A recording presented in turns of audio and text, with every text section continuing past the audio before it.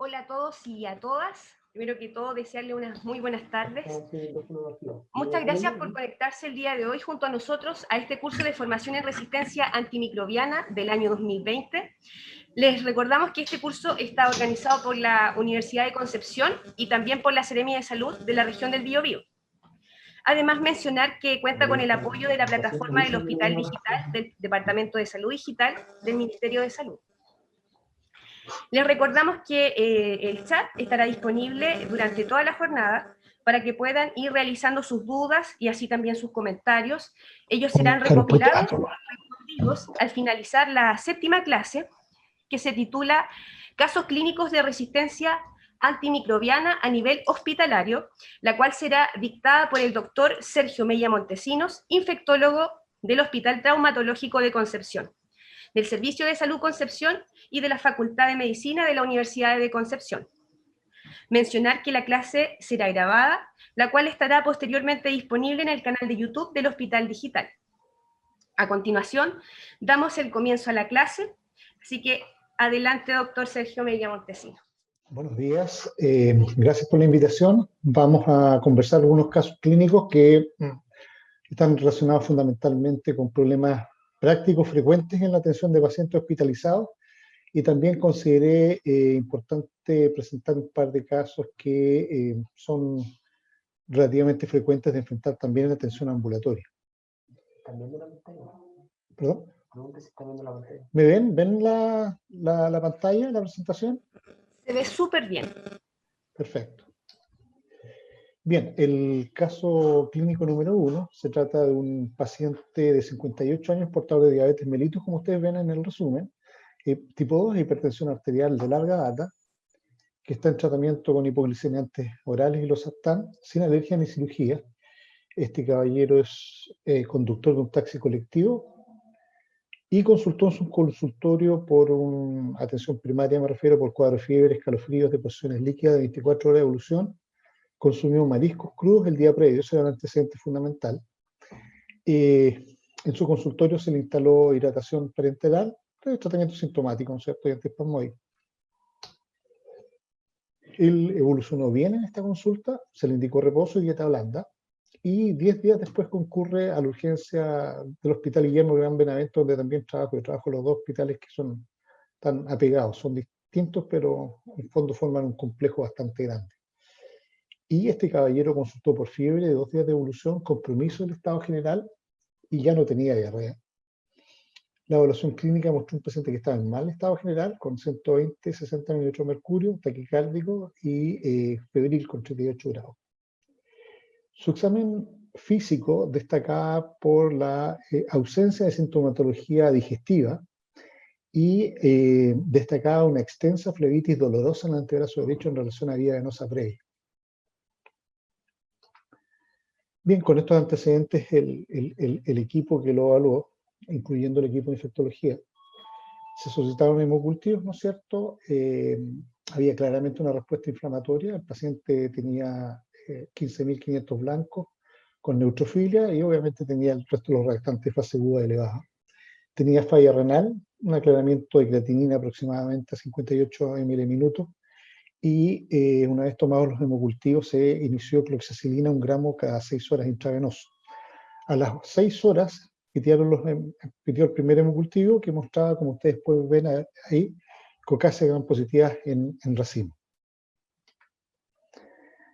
Me gustaría aprovechar inmediatamente para ir discutiendo algunos tópicos sobre este caso, y la primera pregunta que planteo, porque es importante en el contexto de este caso, pero particularmente por la realidad y por la frecuencia con que nos infectamos con este tipo de infecciones: ¿cuál es la epidemiología de la infección estafilocócica en la población adulta de Chile? Y la segunda, ¿cuál es la dosis de cloxacilina para el tratamiento de una infección estafilocócica grave? Recuerden ustedes que este enfermo fue evaluado en la urgencia, se le sucedieron los exámenes y nos dimos cuenta posteriormente que se había dejado una dosis bastante baja de cloxacilina 1 gramo cada 6. No sé si quieren opinar al tiro o dejamos la discusión hacia el final, pues son varios casos.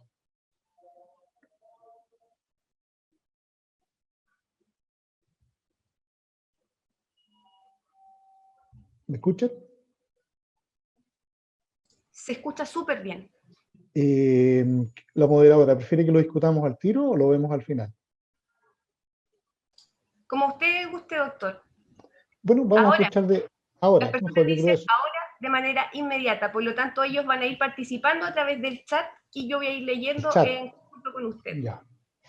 Ya, aquí tengo al doctor Felipe Aguayo de Cabo Traumatología, que muy gentilmente me está ayudando porque yo me quedé en el siglo pasado, soy de libro. La computación no es mi fuerte. Ya, ok. Bien. Bien. A ver, aquí hay que hacer una distinción que es bien importante. En Chile todavía, y estoy refiriéndome fundamentalmente, esto quiero dejarlo súper claro, a la población adulta. Todavía en Chile en general tenemos compartimentos estancos entre la infección comunitaria versus la infección asociada a atención de salud, que incluye no solamente el nosocomio, sino que el hospital, sino que también, ¿no es cierto?, atención primaria, terapia domiciliaria, centros de diálisis, centros geriátricos. En el primer grupo, cuando estamos hablando de la comunidad, de la población adulta, todavía hay una elevada prevalencia de la infección estafilocócica producida por Staphylococcus aureus susceptible a oxacilina, o sea, meticilino susceptible. ¿Ya? Y en la infección asociada a atención de salud tenemos un predominio en muchos hospitales de Chile, si bien ha disminuido en la mayor parte, no en el nuestro lamentablemente, me refiero al Guillermo Gran Benavente, en el traumatológico se acerca a la realidad de la mayor parte de los hospitales chilenos, hay predominio de estáfilo susceptible, pero con una prevalencia importante y endémica de estafilococo meticilino resistente de lo que es llamado el clon chileno cordobés. Por tanto, acá tenemos, ¿cierto?, que este paciente fue atendido en un consultorio donde se instaló una vía venosa. Esta vía venosa hizo una infección, una flebitis, y de esta, ¿no es cierto?, consideramos que fue el foco de partida de esta bacteriemia. Por tanto, cuando se inicia el tratamiento, nosotros lo corregimos inmediatamente, nos dimos cuenta después que este paciente había partido con cloxa, con una dosis insuficiente, como vamos a discutir de ahí, pero nuestra indicación fue cambiar a vancomicina. ¿Ya? Aquí hay otro tema, porque ustedes están viendo que en muchos países, sobre todo del hemisferio norte, hay un incremento notable de las infecciones por Staphylococcus aureus resistente a meticilina, pero de adquisición comunitaria. ¿Ya? Estos clones característicamente, desde el punto de vista fenotípico, ¿no es cierto?, se caracterizan por, en general, ser resistentes solamente a cloxacilina, o sea, meticilina, y susceptibles al resto de los antibióticos, a diferencia de la epidemiología del clon chileno, de los clones intrahospitalarios, que en general se caracterizan por, además, ser multiresistentes, que es el caso, ¿no es cierto?, del clon chileno cordobés.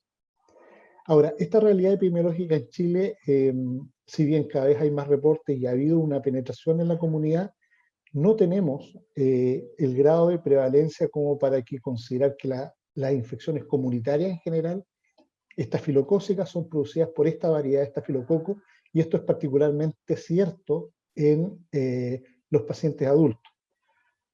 Hay varias publicaciones en Chile donde se han ido reportando estos clones de Staphylococcus aureus meticilino resistentes comunitarios, pero en general, vuelvo a insistir que es un problema que es emergente, que hay que estarlo estudiando, que hay que ir viendo desde el punto de vista epidemiológico cómo va a ir cambiando la epidemiología, pero, bueno, y cada centro tiene que conocer, ¿no es cierto?, cada ciudad tiene que conocer más o menos su epidemiología. Por lo menos acá en la octava región, en mis 20 años de infectólogo, no he visto ninguna infección invasora por estafilocócica producida por, adquirida en la comunidad, perdón, y producida por Staphylo aureus meticilino resistente comunitario. Respecto a la dosis de cloxacilina para el tratamiento de una infección estafilocócica grave, esto es súper importante. Muchas veces nos llegan interconsultas porque el paciente está con una infección, una celulitis, por ejemplo, no responde y está con 1 gramo de cloxacilina cada 6 horas. Si ustedes deciden hospitalizar a un enfermo y van a prescribir cloxacilina, la dosis tiene que ser de 8 gramos al día para empezar a hablar. O sea, 2 gramos cada 6. Si le van a dejar cloxacilina 1 gramo cada 6, pueden mejor dejarle el tratamiento por vía oral. por ejemplo, con cefadroxilo, que es más común ¿cómo se llama?, de utilizar. Eso lo podemos discutir más adelante si les parece. Sigan. Bueno, los hemocultivos periféricos demostraron 2 de 2, dijimos, caucásicas gram positivas en grupo. El paciente estaba bradicíclico, con tendencia a la hipotensión, ¿no es cierto? Un soplo eyectivo 2 de 6, y se inició dosis de vancomicina con una dosis de carga, que esto hay mucha discusión al respecto, yo por lo menos tengo mis dudas, pero lo hicimos. Lo que se consigue categóricamente con esta dosis de carga de vancomicina es tener niveles plasmáticos en forma más precoz. Hay bastantes dudas acaso esta dosis de carga incide, ¿no es cierto?, en una mejor sobrevida. Este paciente fue trasladado a intermedio con buena respuesta a volumen, requerimiento de oxígeno y una radiografía con evidencia de congestión pulmonar. Se confirmó el aislamiento de una estafilometicina resistente y el antibiograma reveló resistencia a múltiples antibióticos, no beta-lactámico. Entonces eso, bueno, usted nos está hablando de la variedad, ¿no es cierto?, de brominia hospitalaria o asociada a atención de salud. Y susceptibilidad a cotrimoxazol y rifampicina, y esto probablemente el clon chileno Coro2, que después fue confirmado por medio de biología molecular. Y ahí está con rojo señalado que esto está asociado a atención de salud y nos vuelve, ¿no es cierto?, a dar elementos para pensar que esta infección está relacionada con la administración de la hidratación que se hizo en atención primaria. Bien, el paciente inició su tratamiento, pero después de 72 horas persistió febril a pesar del tratamiento con vancomicina. Se tomaron niveles Valle y estos estaban adecuados, eran alrededor de 17. Y la pregunta es, ¿cuál sería la conducta de ustedes? ¿Podemos ver los chats?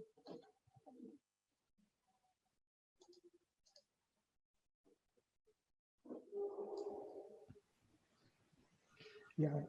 Bueno, aquí aprovecho más una pregunta sobre la toxina de Phantom Valentine. En general no es 100%, de manera que no es un marcador absoluto de acaso la cepa es de adquisición comunitaria o de adquisición nosocomial. En términos generales, sí, la toxina de Phantom Valentine es mucho más frecuente en los aislados comunitarios que en los aislados asociados a atención de salud. La SIM de vancomicina es de 1 microgramo por ml. ¿Ya? No sé qué les parece ¿qué plantearían si sí, ya, ecocardiograma, ¿no es cierto? Ok. Bien, aquí viene un concepto que me interesa mucho discutir con ustedes, que tiene relación a lo que planteó una de las personas que está asistiendo, ¿no es cierto? Y que es obviamente el estudio de complicaciones.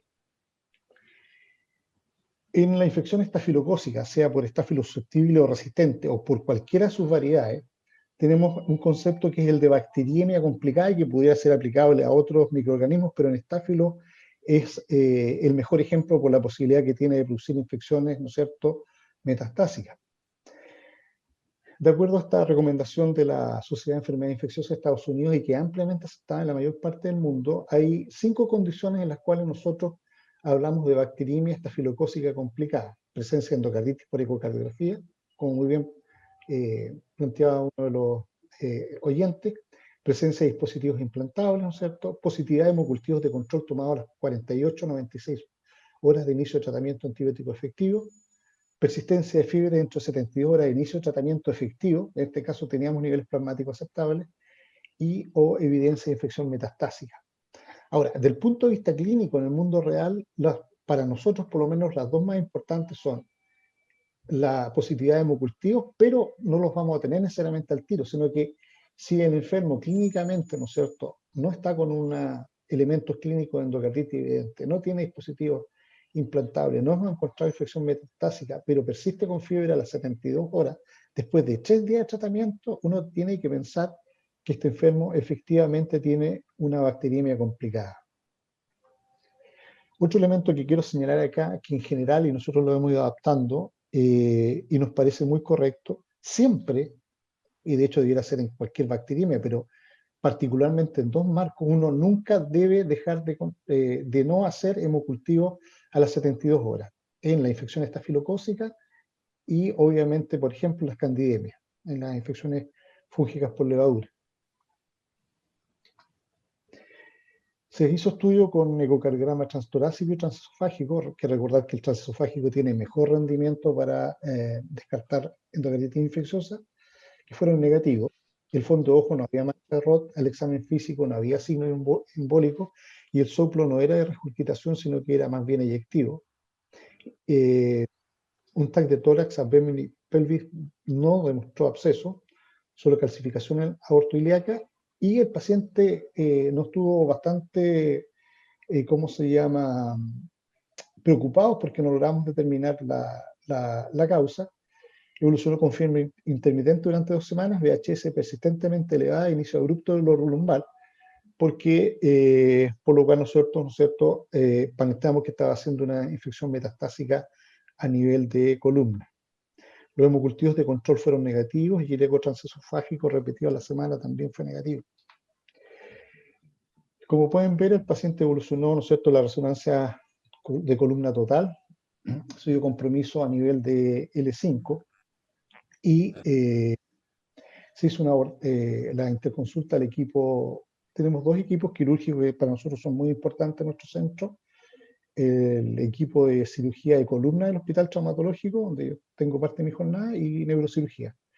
Este paciente fue abordado, ¿no es cierto?, y se le hizo un drenaje, había una colección epidural, salió pus, y hubo desarrollo de estafilometicino resistente, y el valor de la CMI era el mismo que tenía el aislado en sangre.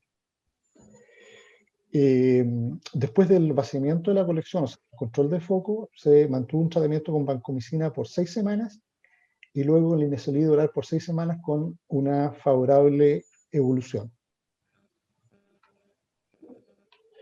No sé si acaso quieren hacer algún comentario, alguna pregunta.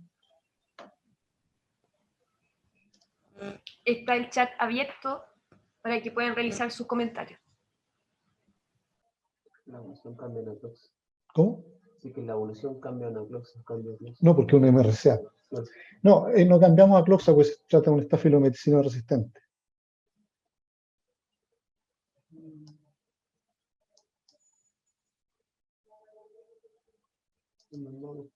Ya. Bueno, vamos a seguir con el próximo caso. Se trata de un paciente de 56 años, diabético hipertenso, ¿no es cierto? Hay que recordar la epidemia que tenemos de obesidad, diabetes e hipertensión en nuestro medio, y que ahora se ha hecho más evidente en el contexto de la pandemia de COVID. Bueno, este se trataba de un paciente que estaba en control ambulatorio en policlínico y consultó en el hospital traumatológico porque relató que posterior a una torsión de la rodilla derecha comenzó con signos inflamatorios progresivos en dicha zona. Perdón, esto fue a nivel primario donde consultó y de ahí se derivó a traumatología y de aquí se envió a la urgencia para hospitalizar. Porque después de 2 semanas de pasar el tratamiento sintomático, ¿no es cierto?, seguía con evidentes signos inflamatorios en la rodilla derecha, estaba febril, tenía, como se constató en urgencia, leucocitosis con neutrofilia, y en los exámenes que solicitaron a sugerencia de medicina interna, se encontró, ¿no es cierto?, que tenía un control metabólico muy deficiente con una hemoglobina glicada de 12. Se hizo una punción diagnóstica, ¿no es cierto?, que dio salida a secreción purulenta. Informe inmediato a un aseo quirúrgico por artroscopía. Y se evidenció que hay un extenso compromiso inflamatorio hacia proximal y distal en los compartimentos musculares. O sea, había una infección mucho más extensa que una simple artritis séptica de rodilla. Fue trasladado al hospital traumatológico donde se mantuvo en tratamiento, se le realizaron múltiples aseos con amplio debridamiento de muslo y pierna. ¿Ya? Los cultivos iniciales fueron positivos por estáfilo susceptible a meticilina. Este ejemplo vuelve, ¿no es cierto?, a enfatizar, este es un paciente que no había estado en contacto con atención asociada a salud y obviamente la infección estafilocócica se confirmó que era producido por un estáfilo susceptible. Al paciente se le instaló un catéter central de inserción periférica, un PIC, y estaba con dosis máxima de cloxacillina 2 gramos cada 4. El paciente todavía mantuvo un gran compromiso inflamatorio de la extremidad inferior izquierda, un aumento de volumen evidente en muslo, en pierna, que evolucionó con mucha hipoalbuminemia y En los aseos siempre se describía que había algún grado de signos macroscópicos de infección muscular. En este marco se le cambió empíricamente el esquema a vancomicina más imipenem y se suspendió la cloxacilina y se conversó con los colegas para enfatizar, porque si bien tuvo cultivos iniciales, y dado que fue llevado en tantas oportunidades a pabellón, se insistió en buscar una complicación por otro tipo de microorganismo. Entonces la pregunta es, ¿hubiera mantenido la cloxacilina intravenosa? No sé qué opinan. Después de 3 semanas el paciente se mantiene febril y con signos inflamatorios en la rodilla.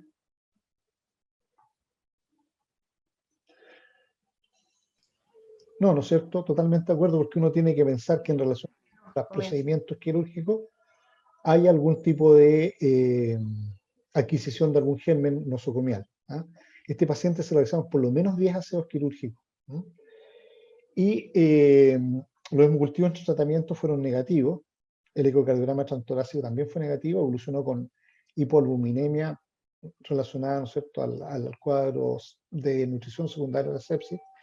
Estaba siendo apoyado multidisciplinariamente, fue trasladado a una unidad intermedio, a Nasarca, y en los cultivos de aseo tuvo 5 muestras positivas para Escherichia coli y Klebsiella pneumoniae, ¿ya?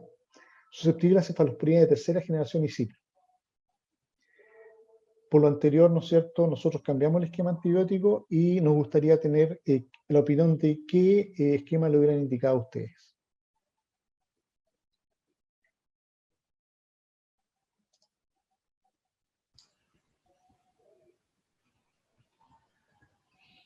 Este es un enfermo diabético con muy mal control metabólico, que es una artritis séptica rodilla, pero con compromiso de compartimentos musculares hacia proximal y distal, que tuvo aislamientos iniciales de estafilos susceptibles, pero que dada la gravedad de la infección, se le realizaron múltiples aseos quirúrgicos, pero empieza a persistir con signos de infección a nivel local, sobre todo macroscópicamente.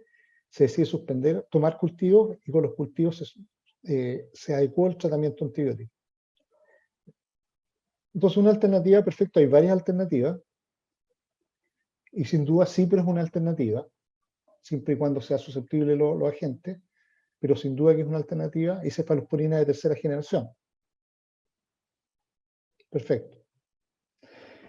Bien, aminoglucosios en este enfermo uno no los usaría, ¿no es cierto? Fundamentalmente porque estamos hablando de un paciente diabético con una, que si bien no es un adulto mayor, es un paciente que demuestra un pésimo control metabólico y dado lo agudo del cuadro, no se hizo mayor estudio, pero es altamente probable que este enfermo tuviera algún grado, ¿no es cierto?, ya de compromiso macro y micro angiopático y también algún grado de compromiso en su función renal. Por otra parte, la penetración en músculo y hueso puede ser debatible en el caso de una aminoglucosis, si no pensamos en eso. Y en general, en el área de la infección y el trauma no se utilizan mucho los aminoglucosis. De manera que en el mundo real nos quedan alternativas como cefalosporinas, ¿no es cierto?, quinolona, se podrían usar algunos inhibidores como piptazo también, y obviamente carbapenémicos no, por cuanto, ¿no es cierto?, sería un uso inadecuado de antibióticos, porque tenemos microorganismos que son susceptibles a cefalosporina, ¿ya? Nosotros en este caso dejamos ceftriaxona 2 gramos al día, como vamos a ver acá. Se dejó ceftriaxona por 4 o 6 semanas y luego terapia secuencial con ciprofloxacino por 6 semanas. Reconocemos que hay un problema porque no realizamos biopsia ósea. Nuestro pensamiento fue que este enfermo pudo haber tenido una infección más, ósea, y por eso dimos una duración tan prolongada de tratamiento. Este paciente finalmente fue dado de alta, totalmente recuperado y con ¿cómo se llama?, controles y rehabilitación kinésica de su rodilla. Vamos, no sé caso tienen algún comentario, por favor, o alguna duda.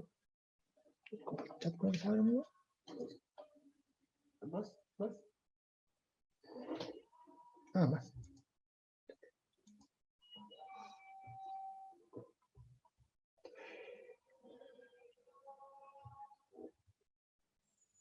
Ya, no, ok, buena pregunta. Hay varias cosas que son interesantes.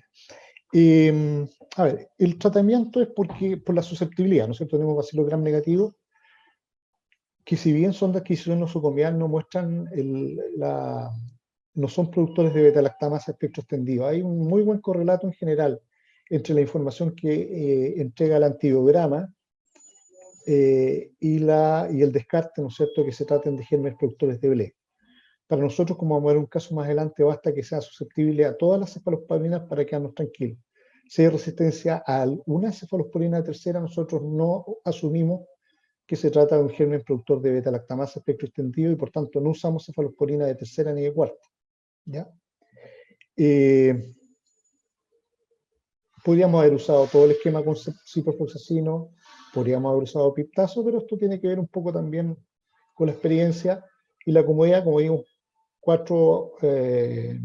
completamos este enfermo 6 semanas en realidad con ceftriaxona, y el resto lo dejamos con ciprofloxacino, que es una excelente alternativa en infecciones óseas producidas por bacilos gram negativos.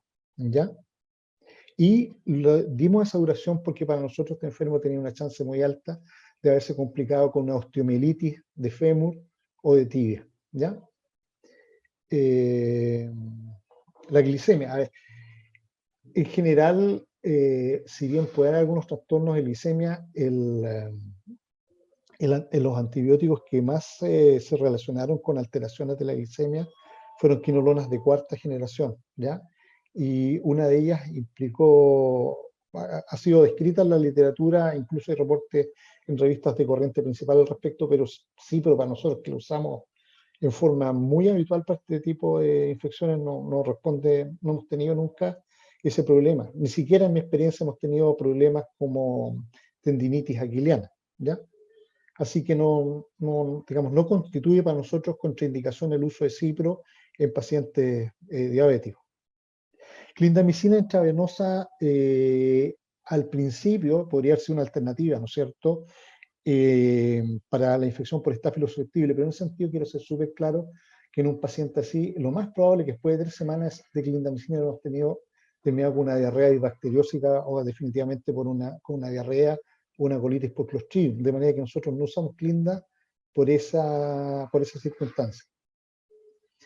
Vamos a pasar al próximo caso entonces. Este es el caso de una paciente de 65 años, dama, obesa, diabética, obviamente con control irregular de su diabetes y con complicaciones que son propias de su enfermedad, ¿ya? Y fue traída por familiares por desorientación y somnolencia. Lo que se pudo recabar al conversar con familiares es que la paciente no había tenido previamente tos ni disnea. Obviamente por la condición de la paciente no se pudo hacer una adecuada historia clínica. Y lo que sí, la hija señaló que la mamá había presentado escalofríos y vómitos. Ingresó con una glicemia de 420 miligramos por decilitro, con una leucocitosis y neutrofilia, deshidratada y con injuria renal, ¿no es cierto?, probablemente con un componente prerrenal con una creatinina 2.5. Gracias. Esta paciente consultó en un hospital de la Cuenca del Carbón, ¿no es cierto? La radiografía nos mostraba un foco de consolidación, la ecotomografía abdominal demostró un hígado graso, regiones de tamaño conservado, ausencia de litiasis y no habían otros hallazgos evidentes. Se le tomaron exámenes de orina, urocultivo y hemocultivo, y la paciente evoluciona 2 semanas con fiebre y mayor compromiso general a pasar el tratamiento con ceftriaxona.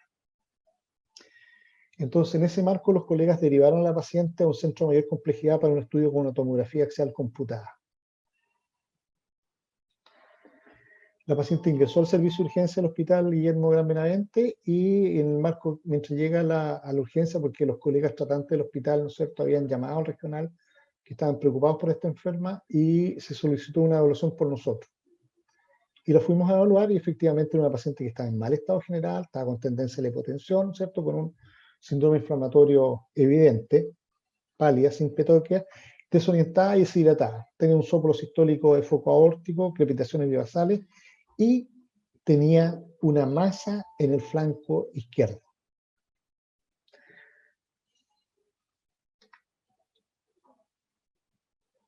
Bien, 2 cosas aquí que me interesan mucho porque esto es parte de lo que vemos a diario y esto hay un concepto que me interesa mucho acá. ¿Cuál es el signo clínico más frecuente en pacientes añosos con infección? Por favor, aquí esto, me interesa su opinión. ¿Todos aprendemos con esto?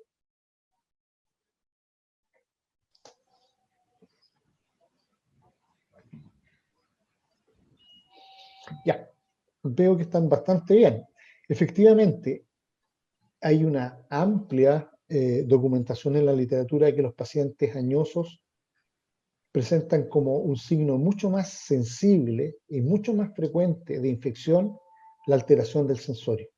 Eso es fundamental. No esperen tener fiebre. Estos enfermos hacen mucho menos fiebre que los pacientes más jóvenes, ¿ya?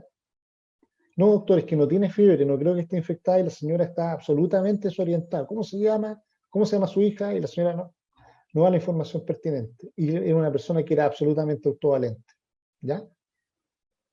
Eso es súper importante y vuelvo a insistir, es un signo mucho más sensible y también más específico. Y eso es un elemento clínico que tenemos con el enfermo sin necesidad de laboratorio, clínica. Entonces, muy bien, ¿ya? Sí, puede tener hipotensión también, sin duda, pero es mucho más precoz el compromiso del sensorio. Ok. Y la hipótesis diagnóstica. Carrilense, no importa. Ya, absceso, ¿no es cierto? Bueno, tenía una pielonefritis enfisematosa, ¿ya? La enferma, este es un caso entre real con unas imágenes, pero efectivamente esta enferma se estabilizó un poco, se trató en la UCI y tuvo que ser operada. Y aquí viene una cosa interesante, revisión de la información microbiológica. Fíjense que había tenido homocultivos positivos y el urocultivo que mostraban una Escherichia coli, y el antibiograma mostraba una cosa bien interesante, que era resistente a ampicilina, a ceftriaxona, a cipro, y susceptible a ceftazidima, micacina, gente, mipenem y mero. ¿Y qué pasó? Que se revisó, se conversó, ¿no es cierto? Y de acuerdo al antibiograma, el equipo tratante indicó tratamiento con ceftazidima 1 gramo cada 8 horas intravenoso. Y lamentablemente aquí hubo un poco de falta de acuciosidad en el examen físico. Se dejaron estar más bien viendo los parámetros del laboratorio.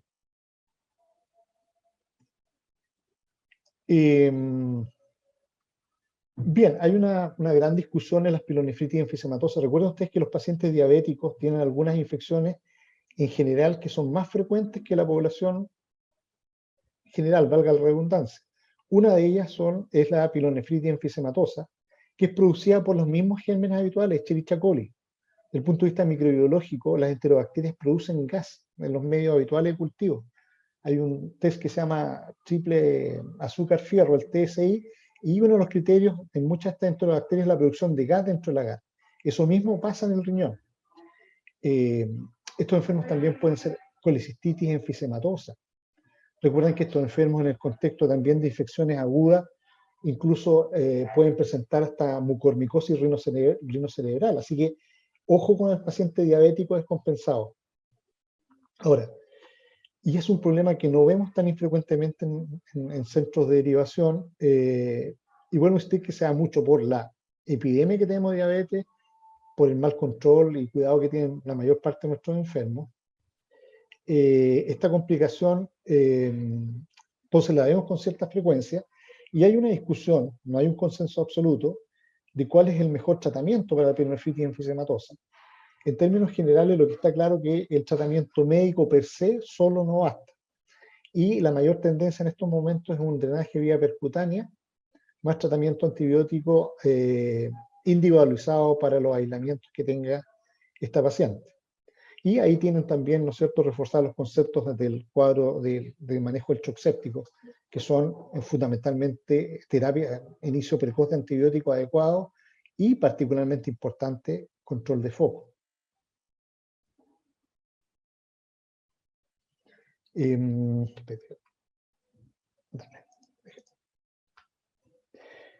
Ahí vamos a hacer les voy a pedir sus opiniones. Quiero destacar lo siguiente. Aquí hay una tremenda controversia a nivel de laboratorio. ¿Cómo informar este tipo de hallazgos? ¿Ya? Y voy a dar mi opinión como clínico. y vuelvo a insistir, cuando ustedes se encuentren con una enterobacteria que tenga resistencia a cualquier cefalosporina de tercera generación, a cualquiera, ustedes deben considerar que ese microorganismo es productor de beta-lactamasa espectro extendido. Por tanto, a pesar de que sea susceptible in vitro a otras cefalosporinas de tercera o cuarta, ustedes deben considerar que esas cefalosporinas no son de elección para el tratamiento de esta infección. Hay casos publicados en la literatura de gérmenes con infecciones, de pacientes con infecciones producidas por gérmenes productores de beta-lactamasa espectro extendido que han sido tratados con una cefalosporina en forma exitosa, pero son casos más bien anecdotales, y en general la experiencia es muy clara en estos enfermos que uno debe evitar el uso de cefalosporinas de tercera o cuarta generación.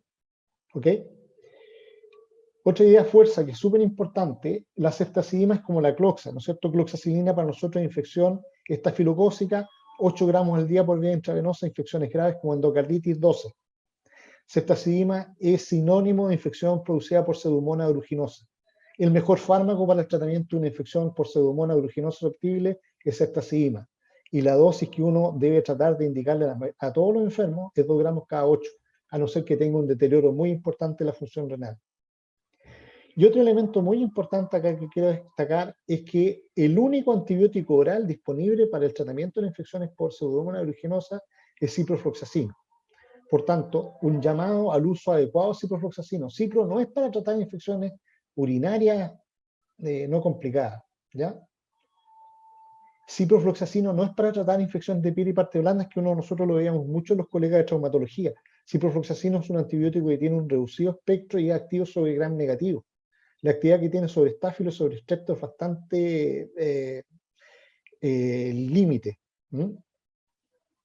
Y bueno, si tienen infecciones urinarias, nosotros tenemos múltiples otras alternativas para ir disminuyendo la presión selectiva, bajar la resistencia y guardar este antibiótico para otro tipo de infecciones como la que hemos comentado, por ejemplo, nitrofurantoína, cefsulfadoxilo, cotrimoxazol. Bueno, me gusta tanto la nitrofurantoína que está repetida, fosfomicina, ¿ya? Comentarios. ¿Algún comentario, pregunta?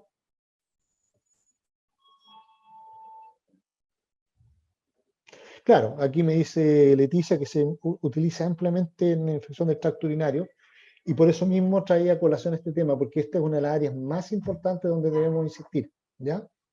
Hay otros antibióticos y más aún en estos momentos por el sobreuso de cipro, ustedes pueden revisar, ¿no es cierto?, trabajos publicados como la susceptibilidad que tienen los aislados comunitarios, por ejemplo, de Escherichia coli es mucho más alta en nitrofurantoína que a ciprofloxacino. ¿Ok?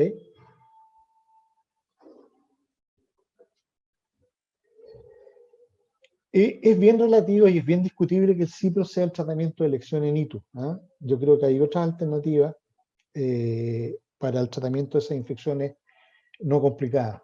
¿Ya? Recuerden ustedes que el uso indiscriminado de ciprofloxacino en una serie de ámbitos ha redundado en el problema que tenemos ahora. Por ejemplo, lo que pasó en infecciones de transmisión sexual. ¿Ya? De manera que si ustedes usan ciprofloxacino para una serie de indicaciones donde inicialmente tuvo alguna actividad, ustedes se van a dar cuenta cómo se ha ido limitando el uso de ciprofloxacino con el tiempo. Fracasó, ¿no es cierto?, siendo un antibiótico excelente sobre Neisseria gonorrhoeae, y ya es un antibiótico que no es de elección. En infección del tracto urinario tenemos tasas de resistencia que son extremadamente elevadas, ¿ya?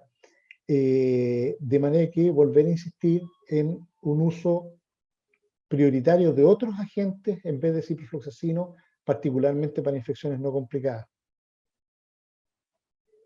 Primera línea de Newton, ¿debería usarse nitrofurantoína en términos generales? A mí me parece que sí. ¿Ya?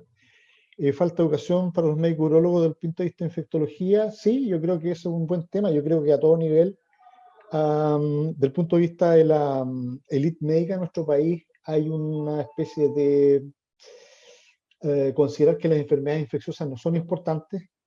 Parece que tuvo que llegar el COVID para demostrar lo contrario.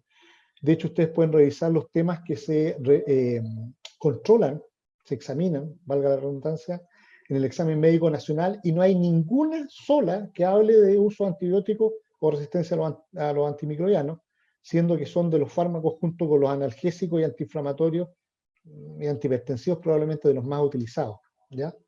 Evidentemente tenemos problemas con algunas especialidades médico-quirúrgicas, una de ellas es urología, y también, como vamos a ver un poco, con los colegas del área de otorrino, ¿ya?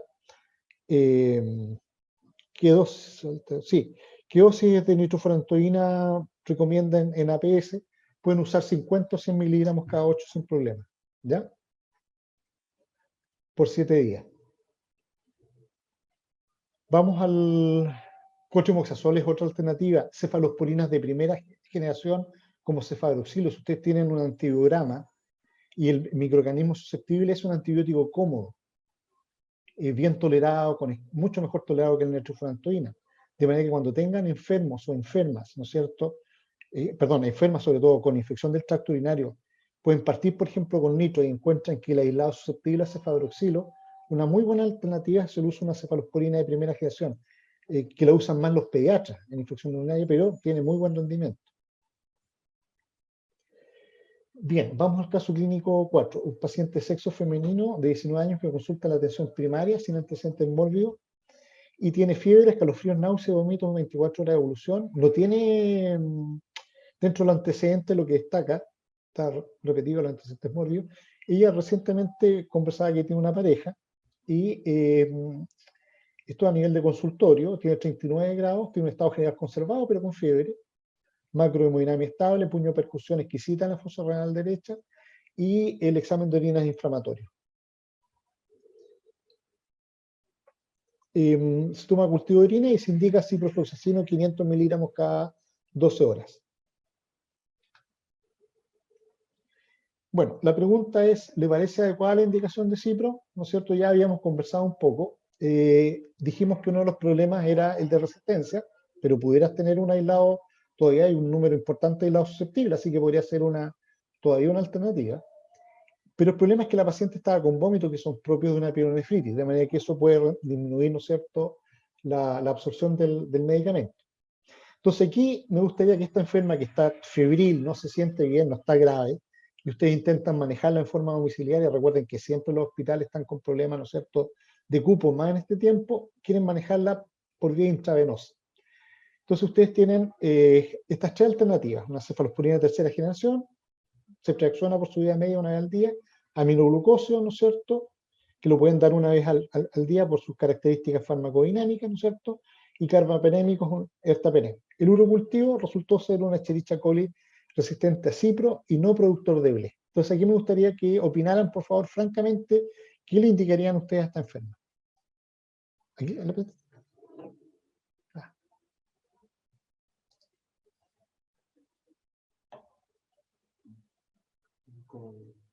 De la pregunta anterior. Ya.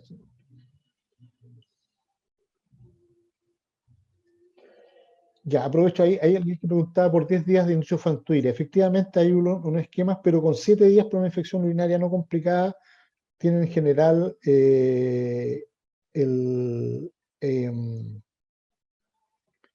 un rendimiento casi equivalente a los 10 días. Ahora, respecto a la toxicidad que me ponen ahí de nitrofurantoína, en realidad la toxicidad más grave, o sea, lo más frecuente, ¿no es cierto?, es la mala tolerancia digestiva. Y lo más grave que puede suceder es la toxicidad a nivel pulmonar. El resto son bastante poco frecuentes en el mundo real. Ya, entonces está compartido. Todos tienen algún grado de razón acá en las indicaciones que han dejado. Pero quiero señalarles lo siguiente.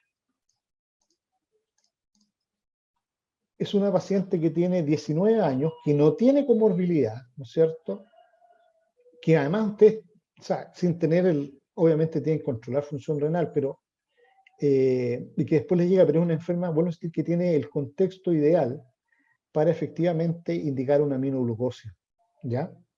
Y eso es lo que nosotros hacemos, en ese sentido somos consecuentes con lo que planteamos. Y esta enferma o la tratamos con gentamicina o con amicacina, ¿ya? Y las controlamos después de 2 semanas de tratamiento. Les pedimos que se hidraten bien, y nuestros resultados en general han sido, no hemos tenido toxicidad con ninguno de estos enfermos, ¿ya? Si ustedes de todas formas le tienen demasiado respeto a la toxicidad renal, la alternativa de utilizar sería ceftriaxona porque no es un germen productor de beta-lactamasa espectro extendido. Ertapenem no es una indicación adecuada, o sea, a ver, se puede utilizar y van a tener respuesta sin duda, pero estás utilizando un antibiótico, una línea de tratamiento que está reservado fundamentalmente para infecciones producidas por gérmenes productores de beta-lactamasa de espectro extendido. De manera que si la enferma no tiene una infección por germen productor de BLE, no lo utilicen. Al revés, si esta enferma hubiera tenido en el antibiograma, hubieran tenido un cultivo que hubiera hecho Escherichia coli resistente a cipro y ceftriaxona, y susceptible a ertapenem, efectivamente la indicación era ertapenem. Pero vuelvo a insistir, como no hay producción de beta-lactamasa de espectro extendido, este antibiótico no debiera utilizarse en el tratamiento específicamente de esta infección.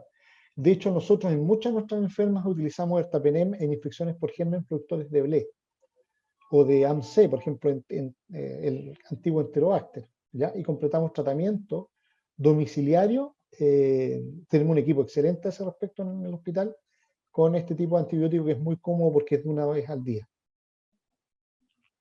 Vamos al caso clínico número 5, entonces. Paciente 57 años, obeso, diabético, enfermedad renal crónica con aclaramiento de creatinina aproximadamente 50 ml minutos, retinopatía diabética, hipertenso y consulta en invierno. Vamos a suponerte un caso súper hipotético, pero es docente, por cuadro de congestión nasal, rinorrea, dolor faríngeo y tos de 3 días de evolución. A nivel de atención primaria, ¿no es cierto?, que estamos conversando este tópico, se diagnostica sinusitis y se indica amoxicilina clavulánico por 1 semana. Al finalizar el tratamiento evoluciona con deposiciones líquidas y dolor abdominal, por lo que, ¿no es cierto?, reconsulta. ¿Cuál es el diagnóstico más probable de este enfermo cuando reconsulta a los 7 días? Ya, aprovecho. Exacto, a ver. Sí, sin duda, ¿no es cierto?, la paciente tenía, en el caso anterior, volvamos al 4, perdón, tenía una pielonefritis aguda, primer episodio de pielonefritis, paciente joven, sin comorbilidad, ¿no es cierto?, genta, nosotros usamos 3 a 5 miligramos por kilo, generalmente es cercano a los 3 ampollas, pero habría que ver, no le puse el peso a la enferma, pero habitualmente usamos algo así, 240 miligramos una vez al día. Yamicacina usamos en general entre 15 miligramos por kilo, alrededor dependiendo del peso, varía entre 7,50 a 1 gramo. Ok, así que respondo esas preguntas que estaban ahí. Exactamente, ¿no es cierto? La primera posibilidad es que la paciente hizo una infección por Clostridium difficile, ¿no es cierto? Una infección, una colitis por uso de antibióticos. En desacuerdo. Ya, a ver, ok. ¿Por qué no les parece que puede ser un Clostridium esto? Y la otra pregunta, ¿está de acuerdo con la indicación de antibiótico? En desacuerdo.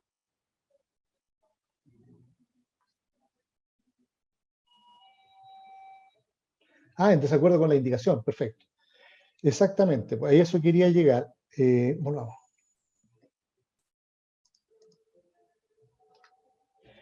Claro, una diarrea asociada al uso antibiótico, lo más probable es que si investigamos a tener una toxina positiva, ¿ya? Y aquí quiero insistir en algunas ideas fuerza. Hay conceptos que todos tenemos, pero que hay que reforzarlo, y desde el punto de vista clínico, la anamnesis y el examen físico son elementos fundamentales. Ya vimos cómo, solo con conversar con la enferma, vamos a ver que un signo tan importante como el compromiso del sensorio nos va a estar hablando de una paciente mayor que una de sus principales posibilidades para explicar ese cuadro intercurrente sea una infección. Aquí, haciendo una anamnesis, el paciente tenía toda la familia enferma y todos habían recibido antibióticos, según ellos se habían mejorado con el antibiótico, y por otra parte este paciente no había sido vacunado contra la influenza, ¿ya? ¿Y por qué no se vacuna? Porque a él no le gusta que le inyecten. Y es porque nadie le explicó al paciente ni a su familia la importancia de la vacuna, de la vacunación en general, y de las vacunas, de esta vacuna antiinfluenza en particular, y lo beneficioso de ella. Y por otra parte, ¿no es cierto?, ustedes tienen un claro ejemplo de algo que sigue pasando en todo nivel, y con especialistas incluso, del sobreuso de antibióticos en infección respiratoria alta banal. ¿ya? Ustedes no, en términos generales, no deben tratar un cuadro de infección sinusal si el paciente no lleva menos de 7 días, ¿ok? Ese es el elemento fundamental, por último, para tratar de darle un cierto grado de racionalidad. Recuerden ustedes que un enfermo que tenga cualquier virus estacional puede tener congestión nasal, ¿ya? Y vuelvo a insistir, en todo el mundo, una de las áreas donde más problemas hay con el uso de antibióticos es en la infección respiratoria alta de la vía aérea. Los diagnósticos de sinusitis, que son la mayor parte virales, bronquitis, que también son virales y que no requieren tratamiento si el enfermo no tiene alteración estructural como una EPOC, se dan aquí y en la quebrada del Ají, ¿ya? Y este ejemplo que parece como un poco forzado no es tan infrecuente y nos vuelve a enseñar dos cosas. Usa adecuadamente los antibióticos y ese uso va a ser relacionado al... Sé que tienen mucha carga a nivel primario, pero hay que conversar un poco con el enfermo. 3 días de duración por cuadro de congestión requiere solamente manejo sintomático. Por otra parte, estos enfermos requieren, ¿no es cierto?, de darse el tiempo de explicarle a ellos y su familia de la importancia de las vacunas. Nosotros todavía tenemos, dado el nivel cultural de nuestra población, un rol súper importante en la educación de nuestros enfermos. Bien, este paciente se estudió con hisopado nasofaríngeo que demostró influenza A y negatividad para SARS-CoV-2 y otros virus respiratorios. Entonces, una pregunta académica acá, ¿tiene sentido usar oseltamivir? ¿Qué les parece? Y aprovecho de preguntarles ahí, ¿me escuchan ahora, no es cierto? ¿Qué otra vacunación debiera recibir este paciente a nivel de atención primaria?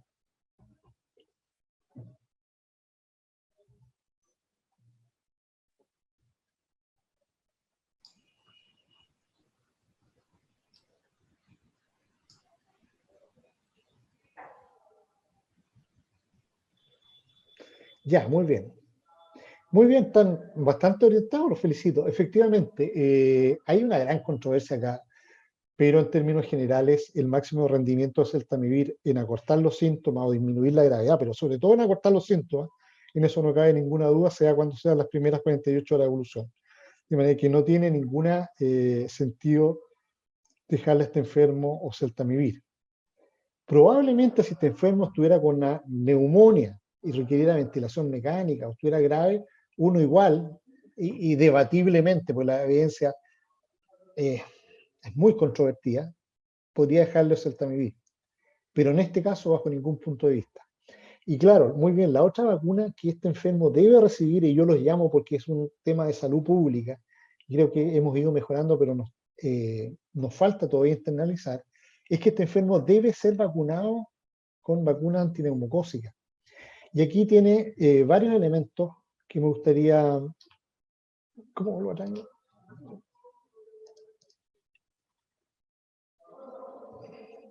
Bien, el paciente es un hombre joven todavía, pero es diabético y tiene enfermedad renal crónica, con aclaramiento que tenía alrededor de 50 ml y tiene retinopatía diabética.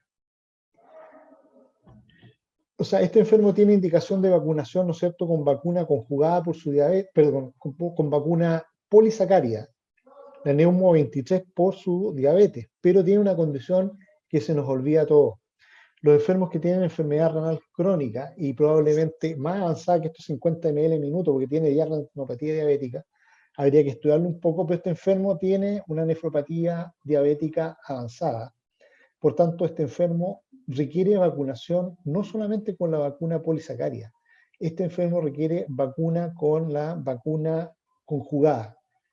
Y debiera considerarse, y está en todas las recomendaciones internacionales, que este enfermo debiera recibir la vacuna conjugada primero y 2 meses después la vacuna polisacaria, es decir, un esquema de Prevenar 13 y 2 meses después Neumo 23. Bien, les quería agradecer a tanto a los organizadores como a las personas que han estado participando activamente. Por favor, preguntas, consultas, comentarios. Bueno, nosotros primero que todo, como Seremi de Salud, queremos agradecer la destacada participación que ha tenido el día de hoy. el doctor Sergio Mellas Montesinos, en esta séptima clase ya que pertenece al tercer módulo, titulado La clínica en la resistencia antimicrobiana a nivel hospitalario y APS. Como menciona el doctor, vamos a dar un tiempo, ¿cierto?, para hacer comentarios, preguntas, para que ustedes puedan escribir a través del chat.